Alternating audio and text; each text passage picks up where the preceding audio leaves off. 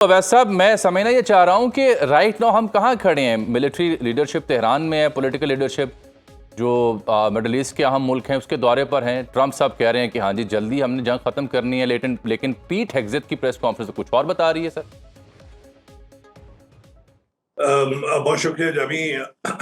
देखिए, मेरे ख्याल में तो बिल्कुल ब्रेक थ्रू के दहाने पर हैं। और जिस तरह मूवमेंट हो रही है कि वज़ीर आज़म शहबाज शरीफ साहब सऊदी अरब, कतर और फिर तुर्की के जो तीनों बहुत अहम ममालिक हैं उनके पास गए हैं।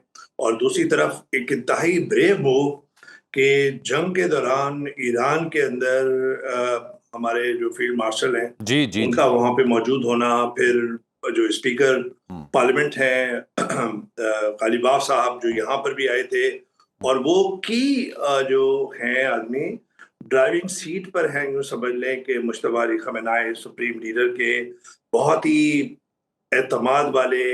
और फिर अब्बास अरागची जो हैं वो उनको भी जानते हैं, सीजन डिप्लोमेट हैं, और वो बेसिकली नेविगेट कर रहे हैं ईरान की इस पूरे प्रोसेस को। But on the driving seat Qalibaf है इसके अंदर। और ये दो बहुत ही अहम इस मुज़ाकरात के लोग हैं। मैं समझता हूँ, जब मैं कहता हूँ कि दाने पर हैं, तो जो मेरी समझ है उसके मुताबिक जामी, मुझे लगता है कि स्ट्रेट ऑफ हॉर्मुज़ का मामला जो है वो मेरे ख्याल में हल हो गया है। दूसरी जानिब जब मामला अटका हुआ है वो है न्यूक्लियर प्रोग्राम के यूरेनियम एनरिचमेंट के मामले पे। कि आपको पता है कि डोनाल्ड ट्रंप ने बहुत जो है वो क्रिटिसाइज किया था ओबामा एडमिनिस्ट्रेशन में, जब जी उस जी वक्त जी। जवाद जरीफ और हसन रूहानी साहब थे, उनके जमाने में न्यूक्लियर डील हुई थी जेनेवा के अंदर, और फिर आते ही अपने पहले टेन्योर में उसको खत्म कर दिया था। तो वो जो माहिदा था उसमें 10 साल का लिखा हुआ है कि 10 साल तक अगर मैं सही उर्दू कह रहा हूँ, यूरेनियम की अफजूदगी जो है जी जी जी। वो उसके अंदर एक पाबंदी थी जिसपे एग्री किया था ईरान ने, और इक़्तिसादी पाबंदियां उठाने का मामला था। अब मुझे लगता है कि चूंकि डोनाल्ड ट्रंप ने एक अपना ईगो का इशू बनाया हुआ है, तो वो ये समझ रहे हैं कि उस मुआहिदे से, जो मेरी समझ में आ रहा है, उस मुआहिदे की मुद्दत से वो कम हो। इस वजह से लगता है कि वो 5 साल, जी जी जी। कभी 7 साल की बात करते हैं, और कभी कहते हैं अभी आप कर लें। 5 साल पे मामला उन्होंने किया हुआ है, लेकिन जो ईरान की तरफ से जो इत्तलात आ रही हैं बिल्कुल ठीक है। वो कहते हैं कि सब कुछ होगा 20 साल का। बिल्कुल ठीक। 20 साल तक जो है वो फिर हम इसकी यूरेनियम की इन्रिचमेंट नहीं करेंगे। हम देखेंगे कि आप अपने जो मुआहिदे के पास कितना करते हैं। और दूसरा मामला लेबनान के अंदर जो सीज सीज फायर फायर का है जी। वो है, और इसी वजह से डोनाल्ड ट्रंप ने सबको चौंका दिया। उन्होंने कहा कि लेबनान के और इसराइल के लीडर जो हैं वो जुमेरात को बात करेंगे। तो उन्होंने ये जो शोशा छोड़ा है, जाहिर बात है, आपको पता है कि 34 साल हो गए हैं लेबनान और इसराइल के दरमियान बातचीत नहीं हुई है, मुज़ाकरात, और वाशिंगटन के अंदर एम्बेसडर लेवल की जी जी। बातचीत हुई थी।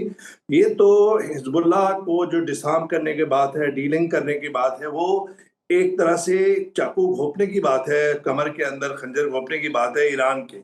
और ईरान जो है वो ये समझता है कि ना वो हमास को छोड़ेगा, ना वो हिजबुल्लाह को छोड़ सकता है। उस सूरत में वो उनका बिट्रेयल समझा जाएगा। और बिल्कुल जो ठीक। सबसे पहले चीज फायर इस वक्त जो जिसकी इम्प्लीमेंटेशन हो रही है जामी, उसके अंदर ये बात थी कि लेबनान शामिल था। तो मुझे ये लगता है सही। कि मामला बिल्कुल दहाने पर है, और हमारे फील्ड मार्शल आर्मी चीफ इसी वजह से ईरान के अंदर है। और बाज़गश ये भी है कि अगर यहाँ पे मामला कुछ हल हो जाता है, जो पूरा रीजन और पूरी दुनिया के अंदर अमन का खतरा बना हुआ है, और हर हाउस होल्ड के अंदर उसका इम्पैक्ट है पूरी दुनिया के अंदर। यूरोप में भी काफी डिफरेंसेस आ गए हैं। इजराइल को बिल्कुल ठीक। वो और वैसा फिर माहिदे मेरे खत्म साथ ही कर रहें, रहे मैं हैं। आपसे मजीद भी बात करता हूँ। अभी असद की जानिब जाते हैं, अमेरिका से हमारे साथ बराह रास्त मौजूद हैं। असद, ये जो अवैध साहब का आपने तज्जिया सुना, पूरी दुनिया पाकिस्तान एंटिसिपेट कर रही है कि कोई ऐसा नुक्ता निकला है जिसकी बुनियाद पे दूसरा राउंड इस्लामाबाद में हो सके, because both parties are expressing their satisfaction for Islamabad. लेकिन इस बीच में जो पीट हेग्सेथ की 2 जर्नैलों के साथ प्रेस कॉन्फ्रेंस आज शाम आई, उससे क्या समझा जाए? वो तो लग रहा है कि जैसे they are rebuilding it again. बहुत शुक्रिया आज़ामी साहब और सलाम अवैस तौहीद साहब को। जब अवैस तौहीद साहब हों तो हमारी तो खैर ज़रूरत भी नहीं थी।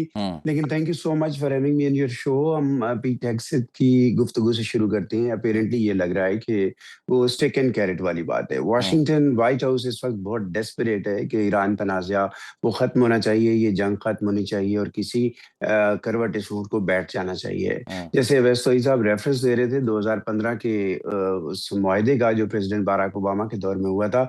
मुझे ये लग रहा है, ये असेसमेंट है कि प्रेज़िडेंट ट्रंप ये चाहते हैं कि वो ना सही लेकिन उसी नौइयत का कोई ऐसा एग्रीमेंट हो जिसमें ईरान ये कमिटमेंट कर दे कि वो न्यूक्लियर वेपन नहीं बनाएगा। और बाय द वे उस मुआहदे के अंदर ईरान ऑलरेडी ये कमिटमेंट कर चुका है 6 आलमी ताकतों के सही साथ बात। मिलके। सो दोबारा उसको रिविज़िट करने में या दोबारा रिकमिट करने में कोई इतनी दिक्कत नहीं होनी चाहिए। यही वो वजह है उस उम्मीद की कि लगता है कि दोनों जो वॉरिंग पार्टीज़ हैं ख़ास तौर पे वैसे तो ज़ाहिर है इसराइल भी एक फ़रीक है, लेकिन उनके दरमियान कोई एक मुआहदा हो जाएगा। 2 चीज़ें हैं यानी वाशिंगटन के अंदर बैठ के जो हम देख रहे हैं, एक पॉलिसी मेकर्स के लेवल पे जो एंगेजमेंट है या उनके स्टेटमेंट्स है और दूसरी जो पॉलिसी एनालिस्ट हैं, थिंक टैंक्स हैं।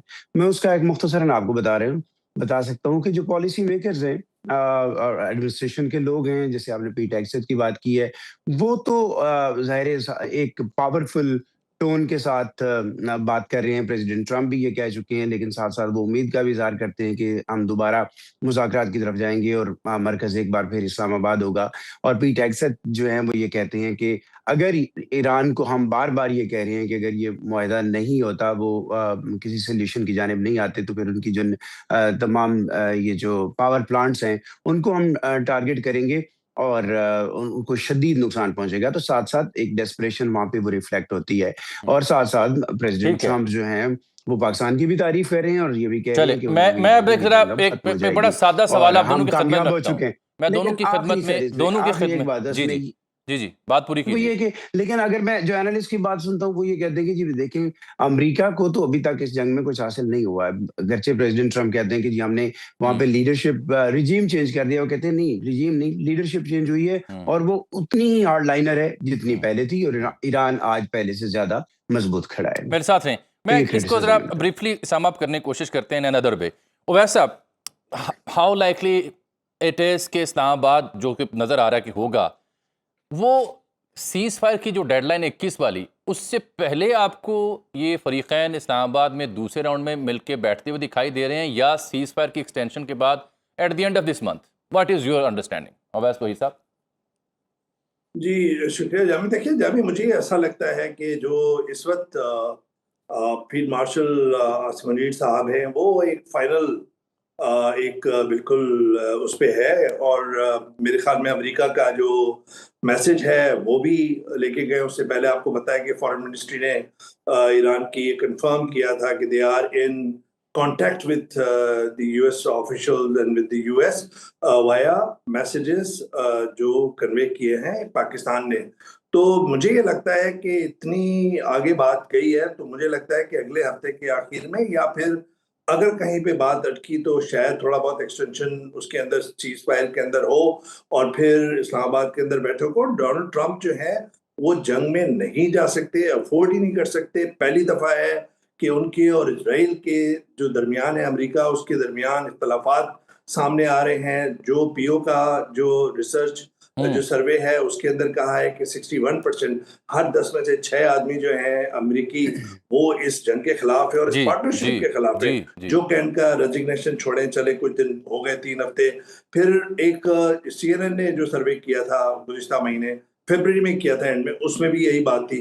तो मुझे लगता है जामी सही। कि इस वक़्त डोनाल्ड ट्रंप जो है ये एग्रेसिव पोस्चरिंग है और पीट हेग्सेथ की बात क्या करें, उनके तो जिस्म पे इतने टैटू बने हुए हैं, वो खुद इस बात को रिफ्लेक्ट करते हैं कि किस माइंडसेट से वो बात करते हैं। लेकिन मुझे लग रहा है कि एग्रेसिव सही। पोस्चरिंग है, ये अच्छा, मैं अब ज़रा ब्लॉकेड, अवैस साहब अगर ब्लॉकेड इजाज़त दें तो यही शॉर्ट कमेंट मैं असद से भी ले लूँ।